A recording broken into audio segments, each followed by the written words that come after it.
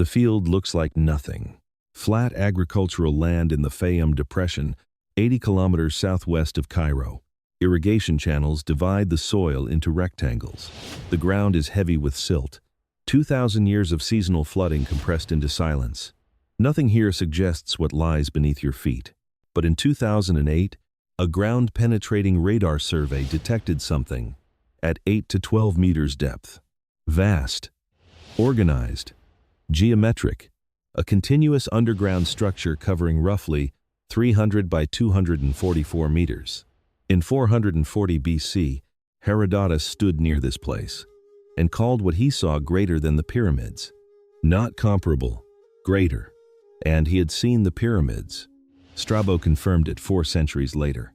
Pliny the Elder described it in detail. Scholars still cite today. Then it vanished.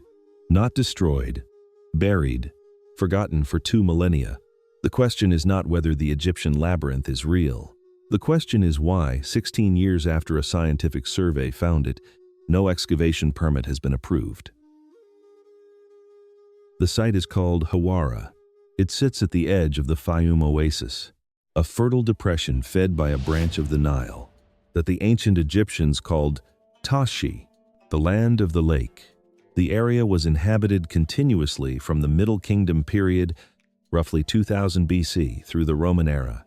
Pharaoh Amenemhat III, who ruled during the 12th dynasty around 1855 BC, built his pyramid here. It still stands, partially collapsed, rising from the same flat agricultural ground. Adjacent to it, or what was adjacent to it, stood the structure Herodotus documented in Book 2 of his Histories. He gave it a name borrowed from Greek, the Labyrinth. He visited it personally. He was not reporting secondhand. In 1888, Sir Flinders Petrie arrived at Hawara. Petrie is not a fringe figure. He is widely regarded as the founder of modern scientific archaeology in Egypt, the man who introduced stratigraphic excavation and systematic artifact recording to the discipline. His work at Hawara was methodical. What he found at the labyrinth site was a vast field of chipped limestone, a foundation layer, ground to fragments, covering an area consistent with the ancient descriptions. He cataloged it as the destroyed remains of the surface structure. But Petrie could only excavate what the surface showed him. His technology had a hard limit of approximately 1 meter of productive depth in waterlogged silt conditions. In 2008, a joint Belgian-Egyptian team called the Mataha Expedition, led by researcher Louis de Cordier, arrived with ground-penetrating radar equipment, capable of reading 15 meters into saturated soil. They were not looking for mythology. They were testing a hypothesis against measurable ground data. What the instruments returned changed the terms of the conversation entirely. Herodotus was not a mythographer. He was a careful observer who distinguished, throughout his histories, between what he witnessed personally and what he received from others. His account of the labyrinth falls into the first category. He went there. He walked through it. His description is specific. 12 covered courts, 3,000 rooms, 1,500 above ground, 1,500 below, walls covered in carved figures, chambers connecting in sequences so complex that without a guide, he writes, a visitor could not find their way out. He compares the structure not to a single pyramid, but to all the pyramids combined, and states plainly that the labyrinth surpasses them. The official position is that Herodotus exaggerated. Ancient writers inflated numbers for rhetorical effect. This is a standard scholarly qualification, and in many cases it is correct. But Herodotus also describes the pyramids in the same text. With measurements, modern survey has confirmed, to within acceptable margin. He is not consistently unreliable. He is selectively doubted, specifically when his claims describe something that no longer visibly exists. 3,000 rooms in a single complex is not architecturally impossible. The Temple of Karnak, built across multiple dynasties, contains over 100 individual structures within its enclosure. The palace complex at Amarna, built and abandoned within 20 years during the 18th dynasty, covered 4 square kilometers. Scale was not a constraint that stopped ancient Egyptian builders. The question Herodotus leaves open is not whether the number is symbolic. It is whether anyone has looked hard enough to count. 400 years separate Herodotus from Strabo. That gap matters. Strabo was not repeating Herodotus. He was a geographer and traveler who documented what he encountered directly, notably skeptical of earlier writers when he believed they had been inaccurate. Strabo visited the Fayum region around 25 BC, during the early Roman period, and described the labyrinth in his Geographica. His account differs from Herodotus in detail: fewer rooms, a different emphasis on the structure's organization, but confirms the core reality: a massive, multi-chambered stone complex, adjacent to Amenemhat III's pyramid, roofed with single stone slabs, constructed at a scale he considered extraordinary. The official interpretation treats the discrepancy between Herodotus and Strabo as evidence that both accounts are partially unreliable. But independent confirmation across 4 centuries is not a weakness. It is a strength. 2 observers from different eras, writing in different contexts, with different motivations, describe the same structure in the same location, with overlapping specifics. What Strabo also confirms is that the labyrinth was still largely intact. During the Roman period, whatever destroyed the surface structure happened after 25 BC, not in the remote prehistoric past, but within a datable historical window. Something reduced a structure Strabo called extraordinary to the field of limestone chips Petrie found in 1888. That process left no record, and what it buried, it may have preserved. Flinders Petrie spent weeks at Hawara in 1888. His field notes, held at the Petrie Museum of Egyptian Archaeology at University College London, are detailed and methodical. He documented the limestone chip layer, a continuous spread of finely broken stone, covering an area of approximately 300 by 200 and 44 meters. The chips were not random debris. They were the consistent byproduct of a specific demolition process, systematic quarrying of finished stonework, the kind carried out over generations. When a structure is mined for building material, his conclusion: the surface complex had been deliberately dismantled, probably during the Roman or late Ptolemaic period, when large-scale stone recycling was common across Egypt. The official interpretation accepts this completely. The labyrinth was quarried away. What Petrie found was the floor, the last layer left when everything above it had been taken. But Petrie's own notes contain an observation that receives less attention. The foundation layer he documented was not bedrock. It was a constructed surface, and the depth of the surrounding water table prevented him from going further. He recorded this limitation explicitly. He was not concluding that nothing lay below. He was concluding that he could not reach it. That distinction between nothing found below and could not excavate below collapsed somewhere between Petrie's field notes and the 20th century consensus. What Petrie actually established was the ceiling of something, not its floor. The Mataha expedition arrived at Hawara in 2008, with ground-penetrating radar equipment operating at frequencies capable of resolving structural features in waterlogged silt to a depth of 15 meters. Louis de Cordier led the survey. The team included Egyptian co-researchers and operated with initial approval from the Egyptian Supreme Council of Antiquities. The results were unambiguous. At 8 to 12 meters below the surface, the radar returned continuous anomalies, consistent with constructed architecture, walls, voids, organized geometric patterning across the full footprint of the site. The anomaly field matched the surface dimensions Petrie had documented in 1888. It was not a natural geological feature. The radar signature of natural rock strata does not produce organized, rectilinear returns. Across a 300 by 244 meter footprint, de Cordier's team published their preliminary findings and submitted proposals for follow-up excavation. The official response acknowledged the survey results. No excavation permit has been issued since. The stated reasons have shifted over time: site preservation, agricultural land rights, resource constraints. Each reason is individually plausible. Together, across 16 years, they form a pattern that the survey data alone cannot explain. The structure the radar found is not getting smaller. It is 8 to 12 meters underground, in saturated silt, one of the most preservation-friendly environments in archaeology. Whatever is down there has been waiting for 2,000 years. The question is whether the people making permitting decisions have decided it should wait longer. The land directly above the GPR anomaly is under active agricultural use. This is not incidental. When the Hawara site was first designated for study, portions of it were already cultivated, a consequence of the same Nile silt that preserved the structure below, also being exceptionally productive farmland above. Relocating agricultural operations requires compensation, negotiation, and political will at the provincial level. That is the bureaucratic reality. It is a real obstacle, and it is not unusual in Egyptian archaeology. Sites across the Delta and the Fayum face similar access challenges, but the Mataha expedition had secured initial access for the survey itself. The radar equipment went in, the data came out, and then the process stopped.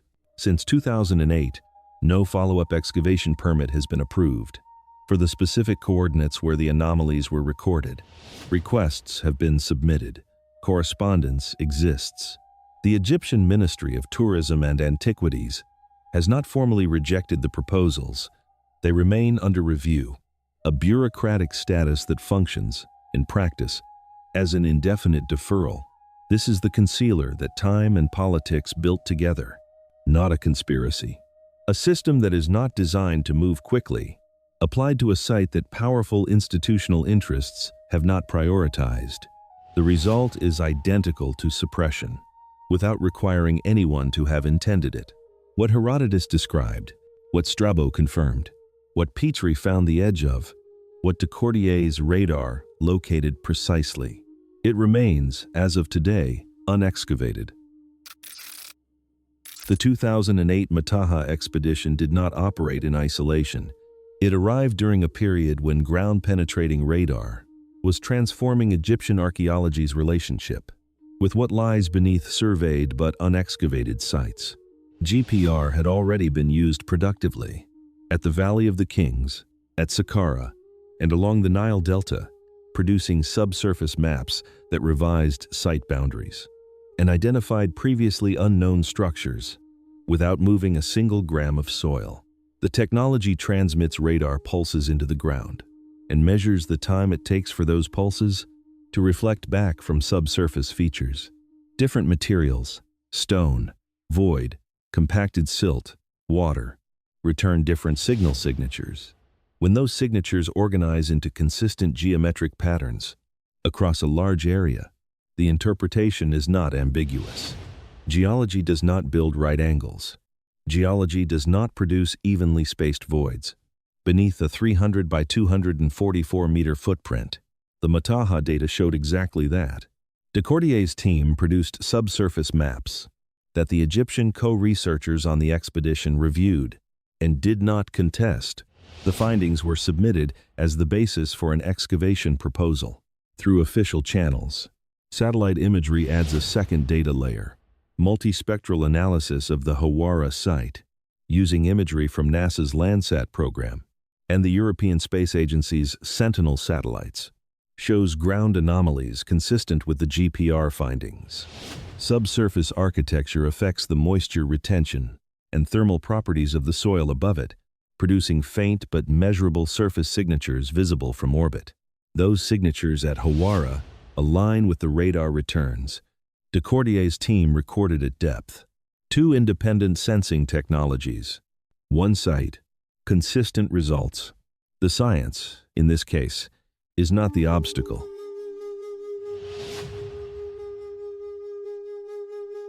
Return to Herodotus for a moment, not to the number of rooms, not to the comparison with the pyramids, but to a single detail in his account that rarely receives attention.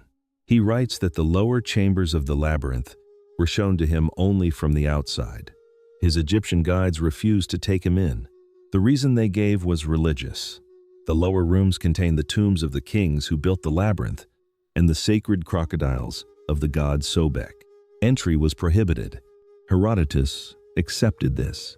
He did not push further, but he recorded it precisely because it struck him as significant. The upper complex was accessible, extraordinary, and open to a foreign visitor.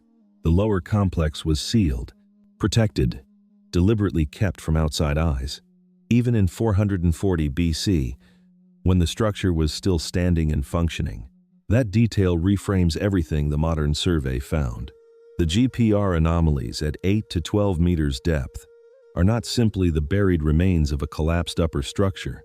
The geometry is wrong for collapsed debris. Collapse produces irregular, discontinuous radar returns, the chaotic signature of fallen stone redistributed by weight and time. What Decordier's team recorded was organized, continuous, the signature of intact architecture. What the radar may have found is not the ruins of the labyrinth. It may have found the lower level, the one Herodotus was never allowed to enter. If that interpretation is correct, the implications are considerable. The surface complex, the 1,500 upper rooms Herodotus walked through, was quarried away during the Roman and Ptolemaic periods. Its stone recycled into other structures across the Fayum. That process is documented, expected, and complete. But the lower complex was underground to begin with. It did not need to be demolished. It only needed to be forgotten. And forgotten things, in saturated Nile silt, do not decay the way forgotten things decay elsewhere. The same waterlogged, oxygen-depleted conditions that preserved a wooden basket of fruit at Heraklion for 2,000 years apply here. Stone architecture in those conditions does not erode. Organic materials, wooden doors, sealed containers, textile offerings, can survive in forms that surface excavation almost never encounters. What Petrie found in 1888 was the floor of the upper level. What Decordier found in 2008 was the ceiling of the lower level. The space between those two findings, the thing Herodotus was turned away from at the threshold, has not been entered by any documented expedition in the modern era. It is still there. The geometry says so, the radar says so, and in a way that carries its own strange weight across 24 centuries, Herodotus said so first. It is worth being precise about what we know and what we do not.